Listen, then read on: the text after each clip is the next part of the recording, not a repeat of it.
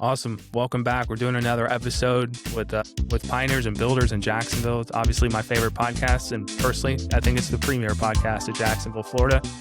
Filming it at the link. Raghu Misra is giving us the opportunity to build out a really nice studio, and we're grateful for the opportunity to record here. The cool thing is that if you want to record here, you can do that too. All you got to do is let us know that you want to come film an episode. That you can bring your own guest. We'll have the equipment squared away, and we'd love to have you. But for now, I'm here with the CEO of Panda Technology, Mr. Isaac Altman. Isaac, as a pioneer, as a builder, as a man in Jacksonville, welcome to the show. Thank you. It's a pleasure to be here, and thank you for putting on the show. Man, you're very welcome. Obviously, you and I have gotten somewhat close over the past few months. I love the work you're doing, and I love the name and the vision and the branding of the company. You've been in business a little over a year. I just want to walk through the origin stories of you bringing a company that employs people here to Jacksonville, Florida. So how'd you get started, and why did you think that this was the right thing to do here? Sure, and I hope we have enough time to get through this the story. But one of the things that my partner Josh and I were thinking about for a couple of years was, how do we change an industry? The industry of IT is sort of stale. Technology is moving very quickly, but the service providers haven't really kept up. For many years, the service providers were just repeating the same thing over and over again. In some cases, they weren't innovating as fast as the technology was. And at some point during COVID, many service providers actually dropped service. They were just in a sort of a rinse and repeat mode where they were just keeping the things moving, but nothing was really innovating for their clients. So we were sort of fed up where you walked into any business and you ask them to say, hey, how do you like your IT? There's like a negative connotation. Like everyone's like, IT is not good. IT sucks. I don't want to call them. They'll put off their problems. Like it's like a colonoscopy. It's like they don't want to go do it. Like everyone needs them. Everyone wants to get there, but everyone's like, nah, we're not doing this. We're not calling them. I don't have patience for them. So we're like, how do we change that as an industry? And it's not an easy task because there's just so many years of this buildup where people are just, there's this negative connotation with it. So we'll get into that in a little bit, but I worked many years ago in this ambulance service in New York, and there was a COO there.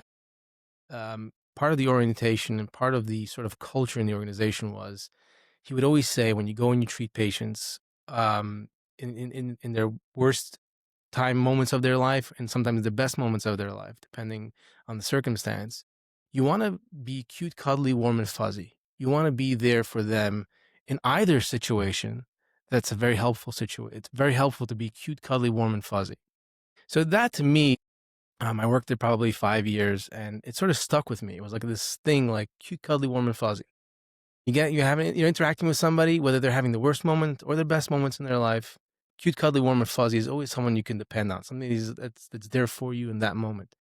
So to me, when I was thinking about the issue that this industry was facing, I was saying, we need to be cute, cuddly, warm, and fuzzy. And immediately when you say that, you sort of, the thought that comes into your mind is like a bear or a panda bear or something that's like, when you're a childhood, you have a little teddy bear, right? You have something cute, cuddly, warm, and fuzzy.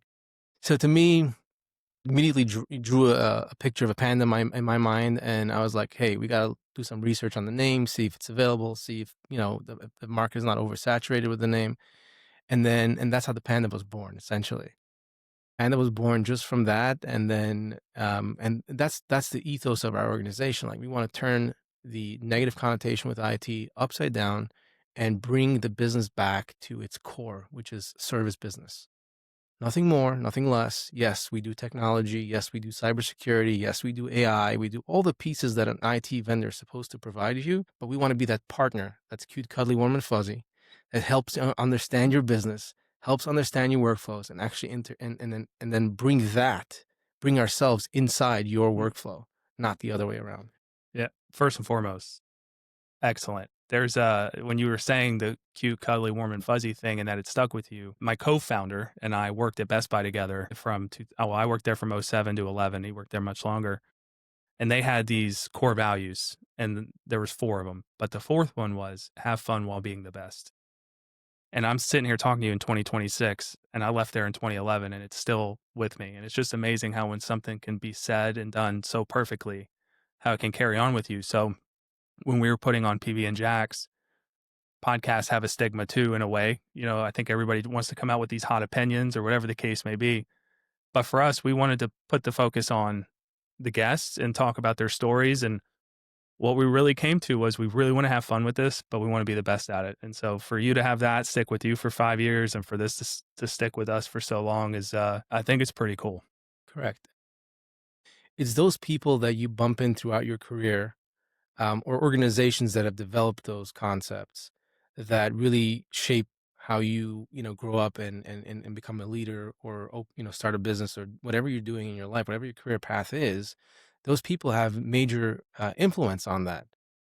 The fact, and I mean, I bumped into the gentleman not too long ago, and I repeated the story to him. Obviously, he really appreciated that. But those moments in life really carve a path for you, and if you stick to it and you really try to do the right thing by it, it'll pay off in dividends. Yeah. So speaking of paying off, Sure. I think the story is great where you want to be a partner. I know what it's like to be a vendor of a company, and some companies treat vendors like they're dime a dozen, right? And you want to integrate and you want to be a partner. So the story is great. You want to do things a little bit differently than all the other technology partners, but how has it been integrating it? Whenever you get to people, how do you lower their barrier a little bit, break the wall down so that you can have that type of conversation with a potential client and get them on board with the Panda way? Sure, and it's an excellent question, and the simple answer, it's not easy. You're absolutely right. I'm not going to sit here and say, yeah, this is an overnight, click of a button, and we come in, and all of a sudden magic happens, and everything is great. So we're not going to pretend to say that at all. But we come into the clients and we tell people this is a process, right? We have a lot of healthcare clients, so I like to use the healthcare example, right? When someone has a diagnosis, whether they have an injury or they need to get surgery on something, right, with cancer or something else, and they go into the hospital, right? They're able to walk into the hospital, but when they go through surgery, they may not be able to go home that night. They may need to stay in the hospital. They may need to go to a rehab center for a couple of months to regain their, gait or walk, whatever issue they had, right? So when we come in, we typically say the first month is surgery, right? We come in and we're going to surgically figure out what's wrong with your body. We're going to find the problems. We're going to dig in with a scalpel into the workflow. We're going to see where the core issues are, what they are, and then we're going to design a path to fix that. And then when we figure out the solution, we're going to start deploying that, but then you're going into rehab. Then we're going to figure out how to really implement the new changes. Maybe they're changes, maybe they're just adjustments. I'm not sure what they're going to be. But we move you into rehab, where now someone's going to care for you. We're going to make sure that you get you're able to walk again. You're able to speak again, whatever that is, whatever the rehab is for you. And then ultimately, once you come out of rehab, you get to go home. Everything is working again for you. So and that's how I try to explain it to people. And the process may take, 30 days, 60 days, 90 days. It depends what the organization is like. It depends how large it is. There's so many variables in that conversation. So that's why I say it's not an easy thing to summarize. But I do like to say that when we get you out of rehab and you're able to walk again, you're going to walk better than you did before you walked into surgery. Yeah. We're going to fix the problems and you'll forget they were ever there. And just not to oversimplify it, but to give you an example, I was talking to one of our clients in New York, and I was there about a month ago, and I sat with her and just to catch up to see how things were. She's like the sort of the head of operations, or I think her title is COO of the organization, and she had a lot of issues before we came on. She had they're hiring very fast rate. They have a big turnover in their organization. They're a healthcare provider in the wound care space. And they had a lot of turnover and a lot of people coming and going in the organization because it's just the natural way of their business. And one of the major pain points they had was user onboarding. They hire people and they would show up to orientation. They couldn't log in. They couldn't get their software application set up, and things just weren't working. There was a lot of frustration. They were calling IT, and then IT was reacting to a situation because now the user's calling in after they're already starting their day and they can't log in. There's a lot of frustration. So we walked in, obviously the first, month we were in surgery, right? Nothing changed, right? We were just literally coming in, dissecting everything. Our director of operations, after digging through and understanding their organization and really understanding what's the major frustrations here, he realized that orientation happens on Mondays, twice a month, and the users are extremely frustrated during their first day, ultimately, because they were just reacting. So his idea was, why don't I have one of our technicians join the call? Right, we're preparing the accounts in advance. They're getting their passwords. Users are users. Some are more tech savvy, some are less. Some may bump into some may get frustrated. There's 20, 30 people in the orientation, maybe sometimes 40 people in the orientation. And it's a frustrating event where even a handful of people can't log in because they just don't know how to use MFA, or they don't know how to, type their password properly. So he suggested, hey, can we join your orientations? I'll have a technician sit down on the call with you, and whoever's having an issue on the call, right then and there on the spot, live support will be in the call. And they said, all right, let's try it out. So he joined the first month, first two orientations. And of course, there were about a handful of users on each call that had an issue, and he resolved their problems on the spot. And they were like, this is a genius idea. Like, why didn't we think about it sooner? Why didn't the previous providers say, hey, let's do this? Because this was a frustration that was going on for years. And now we have twice a month, we have an engineer that gets on the call for the first half hour of the orientation, and literally white glove service to anyone having an issue on the spot. And then the first 30 minutes, yes, everyone's getting logged in, everyone's getting comfortable with the software. And soon after that, the trainers are able to continue orientation and go through the entire week without any frustration, period. And it's just something like that, right, is how we are able to identify a very long-standing issue, and simply sitting there and really truly understanding the client's frustrations, like digging into it, is where we figure it out with something so simple. By having somebody proactively being on the call can just quash a whole lifelong, 3-year-old issue and just resolve it in a minute. So those are some of the smaller examples of what we find and what we try to troubleshoot when we walk into a new engagement.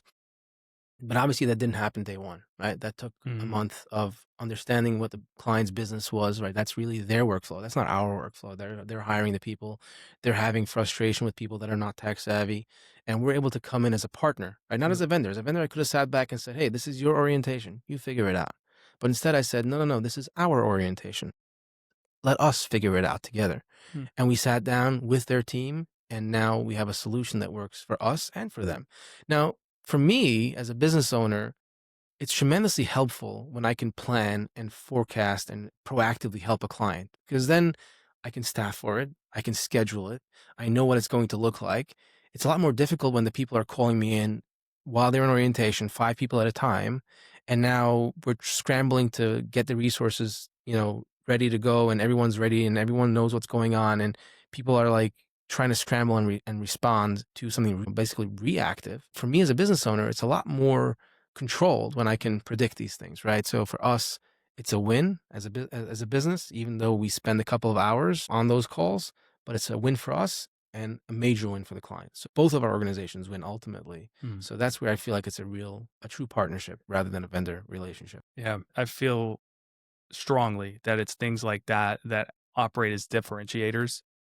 And clearly you have the opportunity to think outside the box when it comes to solutions, this being one of them. And I'm sure you have a treasure chest of them, like a toolbox of them. So this question is a pretty easy segue too, which is, how did you know when you were going to start Panda that you were ready to take on the leadership of an organization like that, and know that you had all the tools that were necessary in order to do it successfully? I don't know if I knew. I had a vision.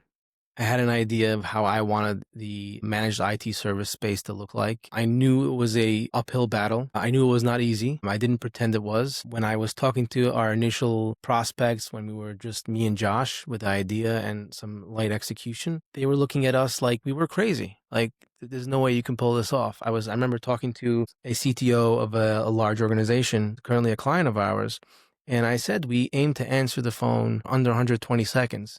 And he's like, oh, it's just a receptionist answering the phone? I'm like, no, a technician, someone that's trained, that has a certification, that is able to support the user immediately. And they were like, it's impossible. I said, you want to try it? And I pulled out my cell phone. And that moment to me was probably the most daunting moment in that experience, because Praying to God. Like, right? Because you always know when you try to do a live demo, it just never works out for you. There's always something that becomes buggy, and it's just that moment that somebody left their desk and something went wrong. Even Josh is standing next to me and he's like, hopefully, like we're both sitting there on pins and needles, and the phone starts ringing. And I dialed the number and I let him use his phone. So I'm not like calling a special number. I said, here's the phone number, dial the number. And the phone starts ringing, puts it on speaker, phone starts ringing. And we get a response 32 seconds on his phone. And he's like, hey, I'm just testing the phone line. Are you a technician? Would you be able to help me resolve my issue? And they were like, yes, I am a technician. How can I help you? And it was at that moment that I realized that we have we have something. We have something that's a differentiator that a CTO of a large organization can turn around and say, hey, this is it for me. I want my staff to have someone that answers the phone and helps them within under 120 seconds, which is 2 minutes. And that scenario was 32 seconds, right? But I will say that I don't remember who said this, but a lot of people have great ideas. And to me, that was one of the great ideas, right? I wanted to bring this service back into managed service space. But I will say without execution, ideas just stay dreams and ideas. My partner, Josh, which is sort of the operation, he's the COO of Panda. It was with his help, obviously, that I'm able to execute on the idea, the vision, the mission that we have at Panda, and to create the service that we are at Panda. So obviously, I made sure to find the right person. We had a lot of conversations about this, and we thought through, can we achieve this? We found that if we believed in this vision and we hire the right people, create the right culture in the organization, revenue is just naturally secondary to that. So let's just figure this out. And we did. We found the right vendors. We found the right partners. We found the right tools. We built the right infrastructure so that we can. And that was sort of how it all started. I just can't get over some of these stories so far with the orientation, white glove service, the 120-second pick up the phone. These are things that are exceptional in the IT space, right? These are things that just don't typically happen because of what you were mentioning earlier, which is maybe there's a negative view on managed service providers. You have to get past the decision maker to implement these solutions. So you're going through surgery, you're going through rehab, like all of this is great, but you have to get somebody to say yes. As you do these things, I assume, you can obviously correct me if I'm wrong, that getting referrals and stuff come because you're doing so great that they'll say, hey, listen, Panda's killing it for us. They'll kill it for you too. But from the origin base, you started at whatever the date was. You're like, man, we need clients. And how did you get to the meetings to say, listen, what we're saying is valid and the experience you're going to have is different than anything you've ever held before? So it was a little helpful that we did have a PE firm in New York that we had a relationship with. They were frustrated with their provider. And when I brought up the idea to them, I mean, we know each other for about 8 or 9 years, the managing directors over there. And so we had a good relationship with them. And we basically, I said, this is what I want to do. And they said, all right.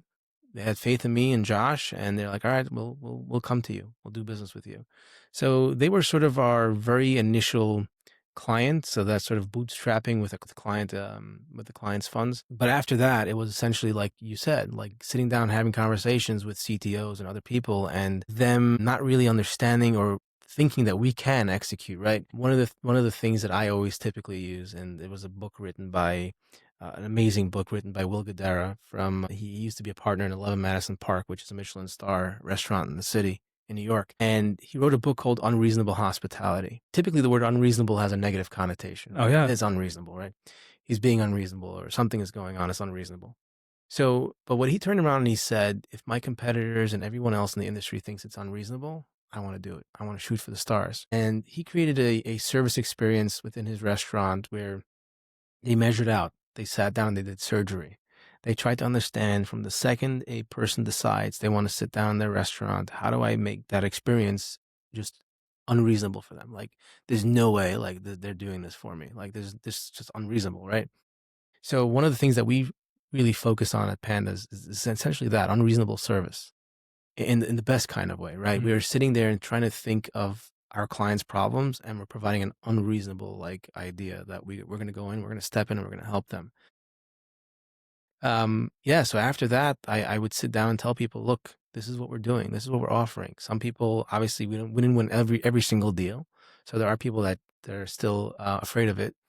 But what I wholeheartedly believe in is creating raving fans.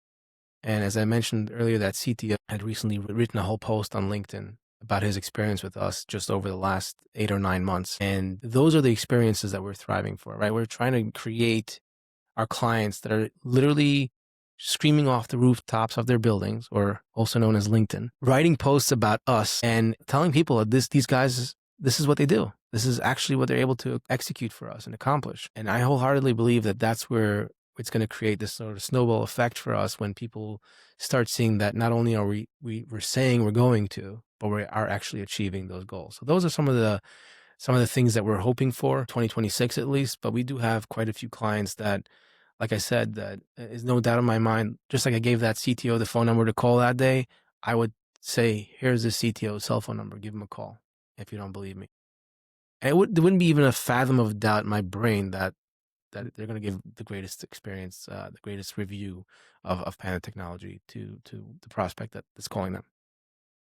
It's wonderful, man. It really is. I'm not just saying that. For everybody that's discovering Panda for the first time, IT is such a general term. What do you guys provide as a service? So as I mentioned, we focus on the service, right? So if I summed it up in like 4 words, it's unreasonable service and relentless protection, right?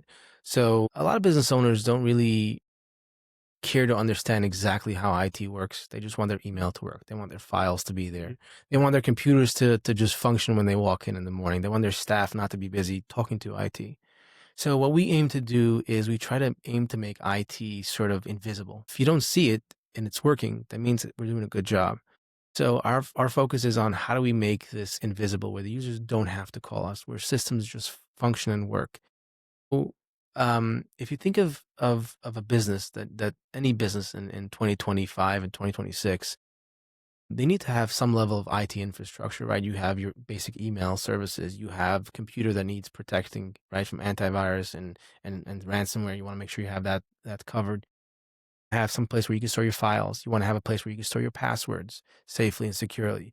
You want to have business continuity. You want to back all those files up and all those systems up so that if something catastrophic happens, whether somebody accidentally deletes files or something happens to a computer or device, you're not shutting down your business. You want to be able to continue coming back in the next day and functioning as an operation.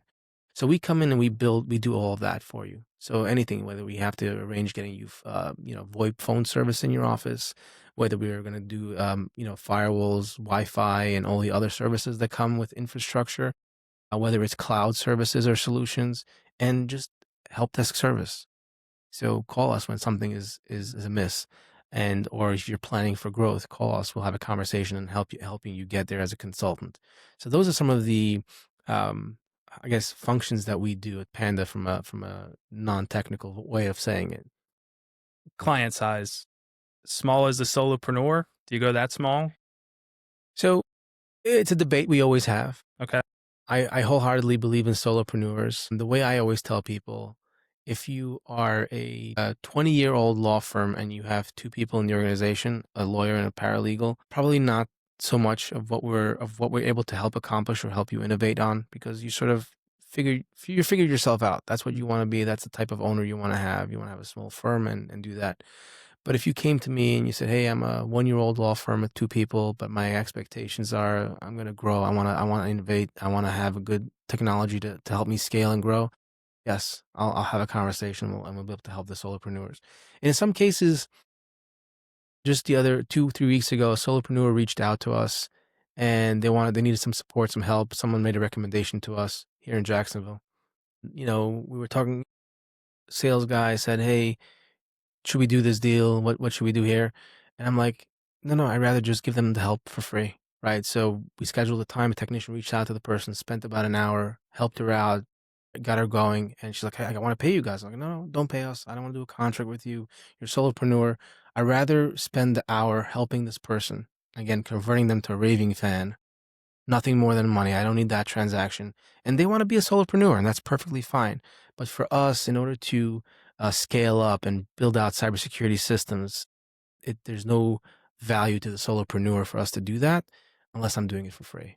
So I'd rather do a good deed for somebody, help them when they're a solopreneur, and that's exactly what we did there in that scenario. And so I'm not opposed to helping the solopreneur out, but I feel like they're not in a position to scale and grow with cloud infrastructure, and it may not be right for them. So I'd rather not try to, push on a massive infrastructure on someone that's just a solopreneur. So that's the way how we look at it.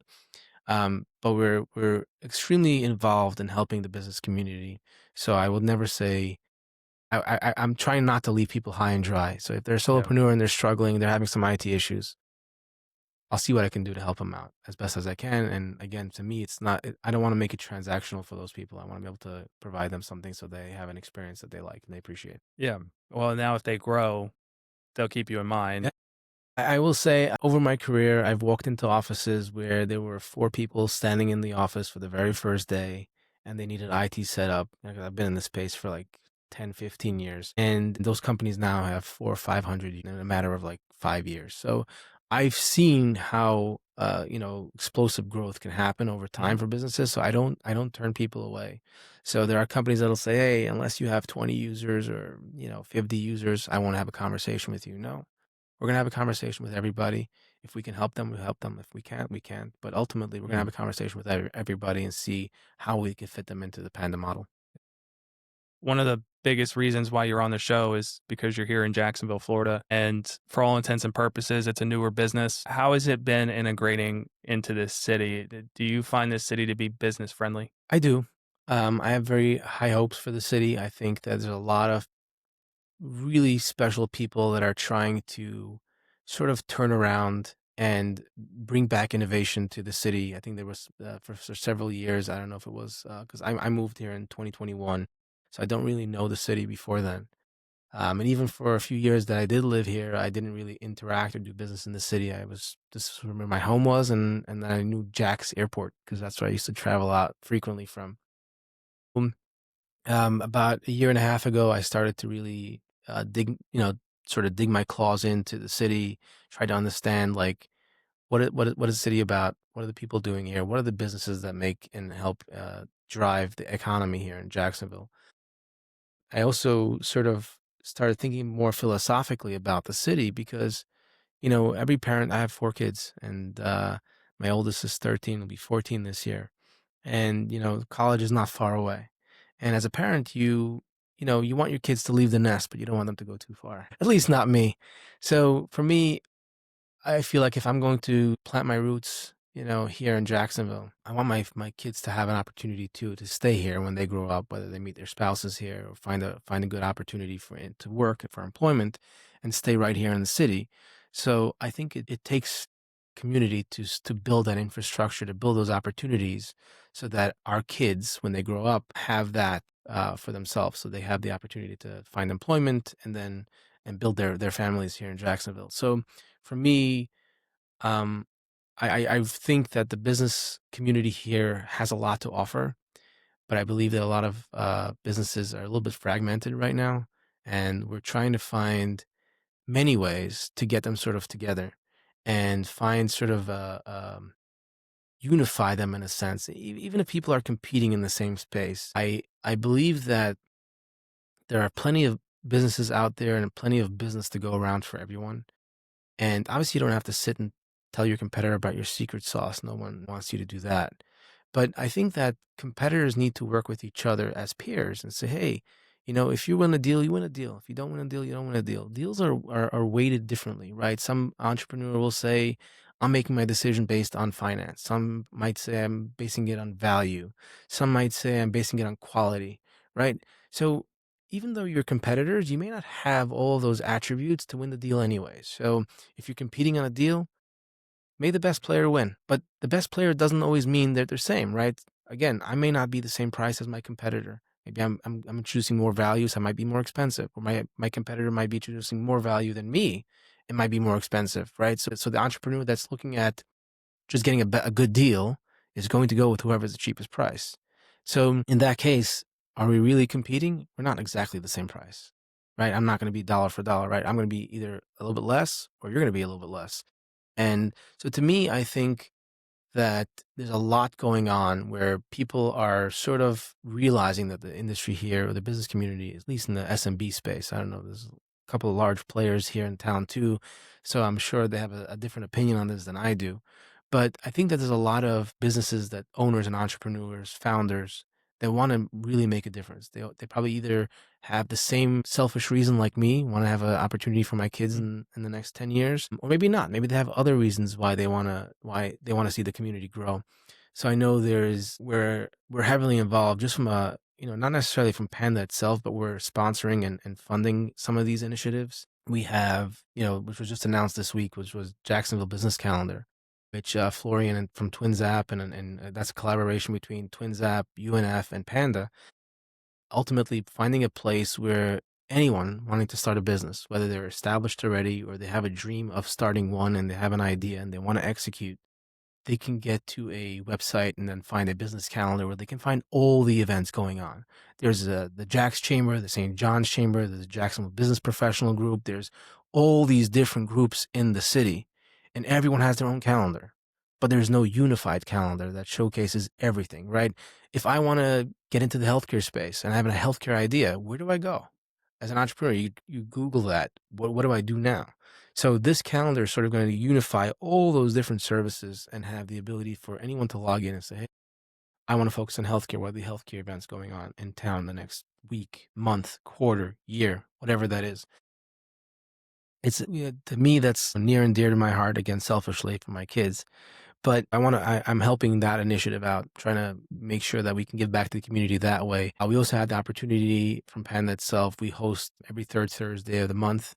We host Third Thursday Insights, we call it TTI. And we try to bring different speakers in there for entrepreneurs to show up. We typically host it at Top Golf. So dinner is provided and obviously some golf. And we send out invitations to the entrepreneurs that are out there to bring them together in a room, and we usually put up a speaker there. I think the last one we skipped December because of the holidays. We did the last one in November, and we had Louis Fidalgo from Dun and Bradstreet there talking about some of the data that they have access, can provide access to for small businesses to understand the markets. So that was very insightful for business owners. We're doing one this month in January, and we're going to have Jennifer Mack from a risk management company here, St. John's Risk Partners.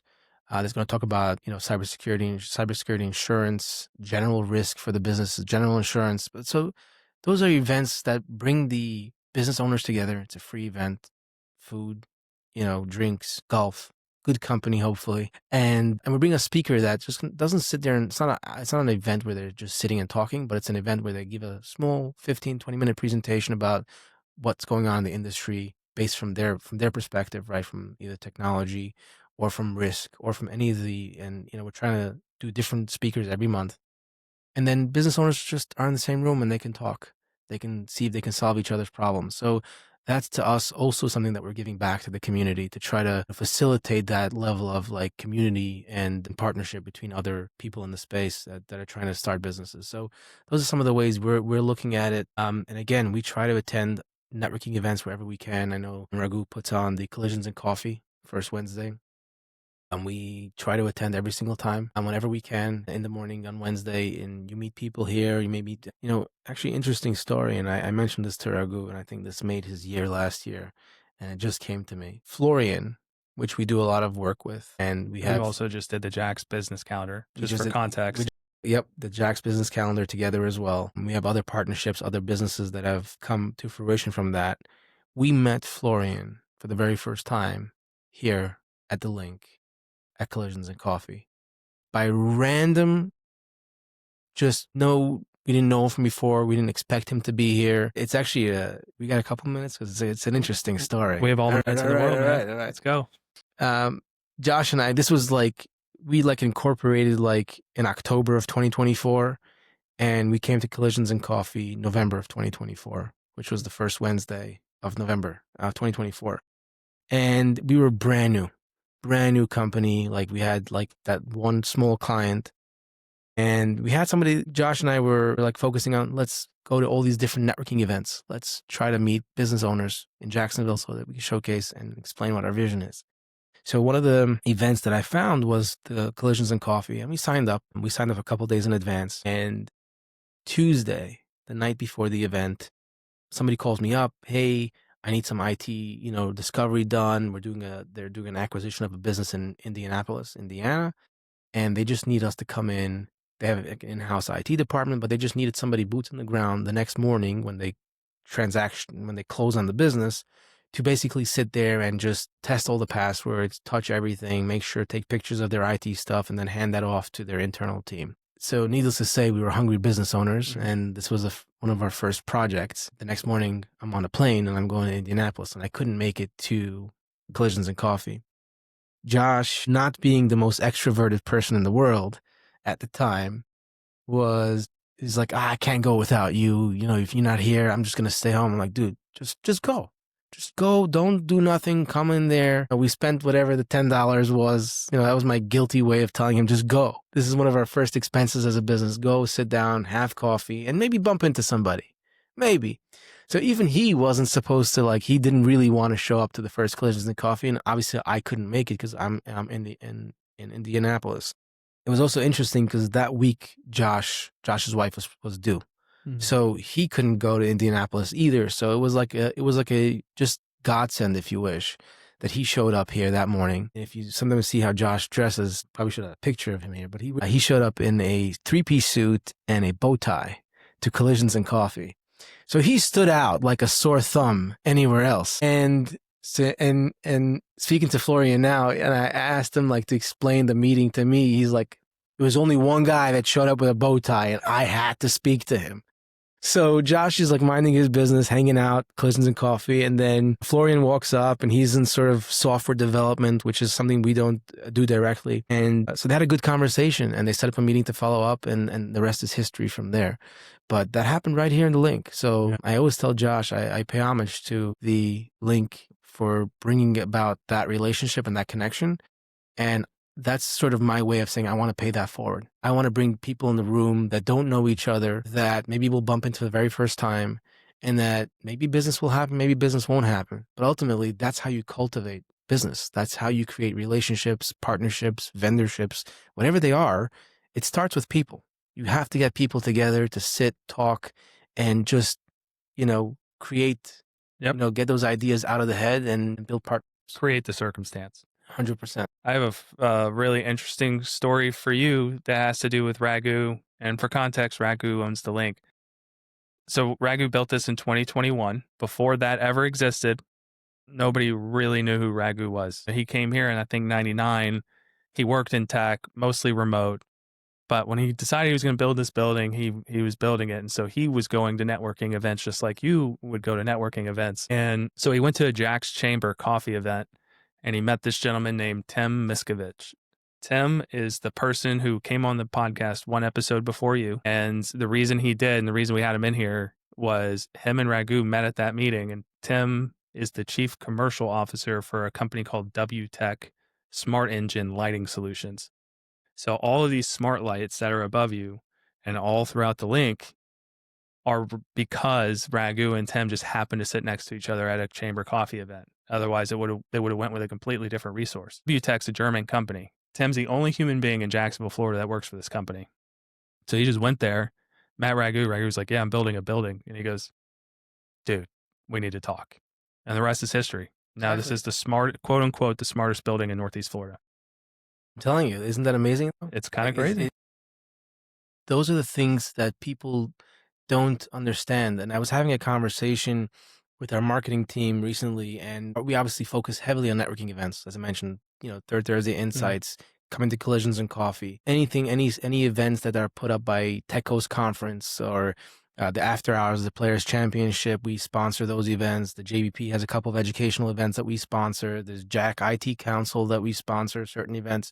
So we're always looking to sponsor those events because we see tremendous value in networking events. But when we were going through our budgeting for the year and we're talking about all these events and all the money that we're spending on it, the marketing person said something very profound to me, which I didn't think of at the time.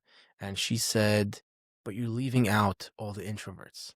You're going to all these events. The business owners that have the courage and the confidence to show up will, but there's a whole slew of business owners that are not. They're staying home. They're staying in the office. They don't show up to these events. Either they don't have time, they're either uncomfortable, or they just don't feel confident enough that they can present or talk to people. And I said, she's absolutely correct. That was an oversight on my part. So I do realize there's a lot of people that are just either shy or just don't want to come out. So what's the fix? They should listen to your podcast in their office and they should take advice from you and from me, Yeah. from not only from the story that I had with Florian, but what you just said with Raghu and Tim. Those things happen. Those are real. Those are real, experiences, real achievements, and real business opportunities that actually came to fruition because they simply met at a random event. So get out of the office. Make the time, whether it's an hour for collisions and coffee, whether it's an hour during lunch by any of the lunch events that are going around in town, by any of the chambers, or whether it's an hour for, I don't know, Top Golf with some of the Panda bears. Make the time, get out of your comfort zone, and don't worry. No, if you're afraid people are going to judge you, they're going to do it anyways. That's true. Just go and have a good time. That's it. Move on. Everyone just be yourself. Yeah, I'll take it one step further, because so much is placed in the expectation department, which is we go to these meetings to hand out business cards or to gain prospective clients or to set up future lunches. In your story and in Raghu's story with Tim, that was never the case. You just sit down next to somebody and strike up a conversation. There literally is no expectation in the conversation. I think that's where people miss the mark, is they go to those things with the goal to get something out of them. Whereas if you go into them just to say, hey, listen, I might cross paths with an interesting person today, I think you open the door to more possibilities. You're absolutely right. And I think I had this conversation at the last Collisions and Coffee when we had like sort of a panel. And that was exactly what I told the room. One of the panelists asked a question, or I think actually Raghu was asking the question. I think you were there.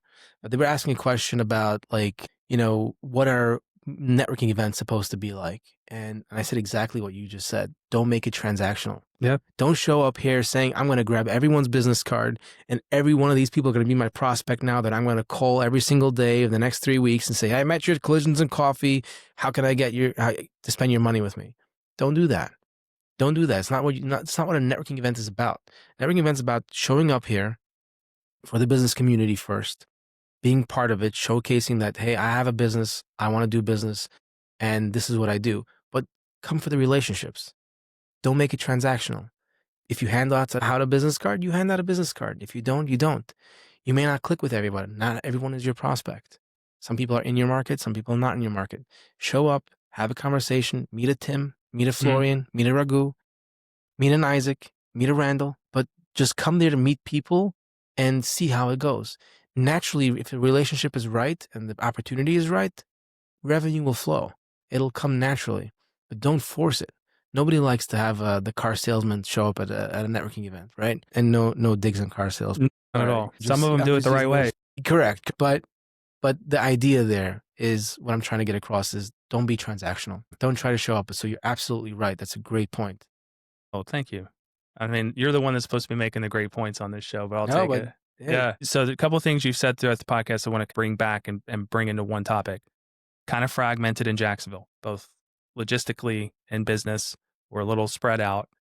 You're working with people, you're sponsoring events, you're being a part of the solution that is uniting the business community. We've discussed the calendar as something that's going to launch here very shortly. By the time this episode comes out, it will have already launched. We have something else that we've said Raghu's name quite a few times, but there's something called the Foundry that's coming out, and you've had an opportunity to take a look at that and see the benefits of it. And I want to give you the floor and the opportunity to talk about the things that you like and why you think it could be a potential solution to Jacksonville's business entrepreneurship group. Absolutely. I think the idea and hopefully the execution, it'll probably be out by the time this episode is out as well. But the Foundry is an amazing opportunity, right? There's a lot of people that are in Jacksonville that I've bumped into that have great ideas, but they feel they either don't have the resource or they don't have the partners or they don't know the right people to actually help them execute those ideas, whether it's building in robotics or something to do with AI or something to do with just a regular business and how to fix that industry or make a change that differentiates that industry. And I think the Foundry is a place where it's sort of going to create what Silicon Valley did many years ago. In Silicon Valley, there's a reason why all the tech companies are there, right? It's because the people were there. right? The founders of these people were there. They were meeting up at the cafes, at the lunches, at the local restaurants. They had their offices there. They just woke up and down the block and they saw each other and then maybe exchange ideas and have a conversation, and then something great came from it, right? So I think that the Foundry is one of those opportunities for people that have great ideas that need to find others that can help them execute, whether it's marketing, whether they're looking for funding, whether they're looking for someone that has a place to actually build a prototype, right? I know that I believe Ryan Smith is building something across town as well. Yeah, the Right? JAX Innovation Hub. And we love Ryan, man. Yep.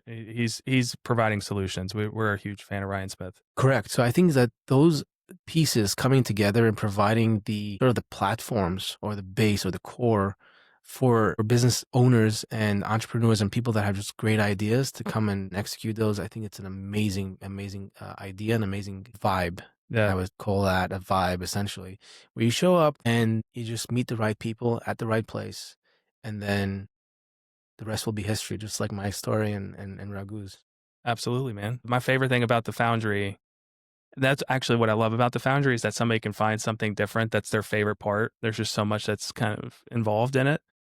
But my favorite part about the Foundry is if you have a problem, you now have access to founders. You put the problem into the group on the channel and say, this is the problem I'm having. Somebody else will have had that problem. Can help you. And they're going to tell you exactly how to solve it. And now the barrier to entrepreneurship has been significantly lowered.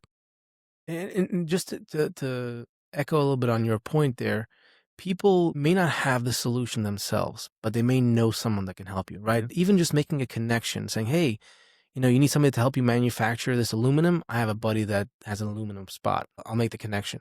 I'll put you in contact. Just something like that can just spark something major and tremendous and create something spectacular for those people. Yeah, I couldn't agree more, man. So are you bullish on the future of JAX?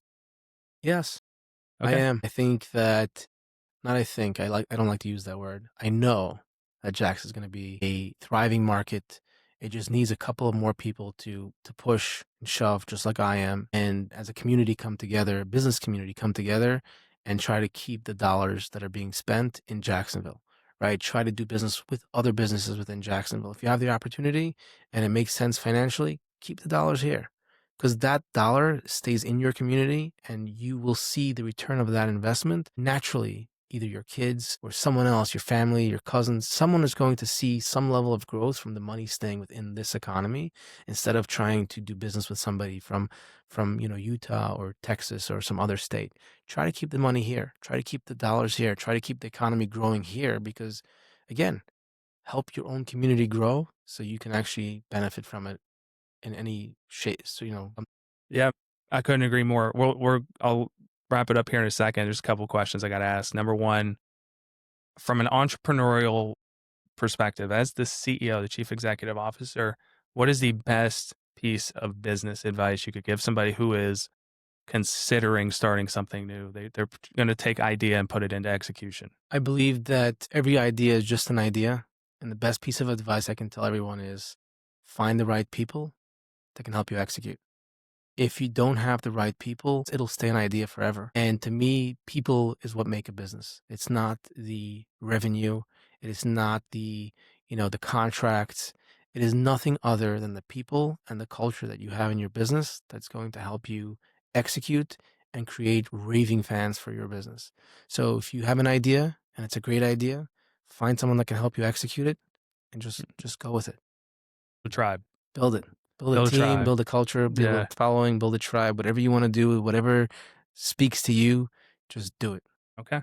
Well, speaking of raving fans, I want to give us an opportunity to publicly talk about that restaurant you took me to last month. What was it called? And like, we gotta get more people there.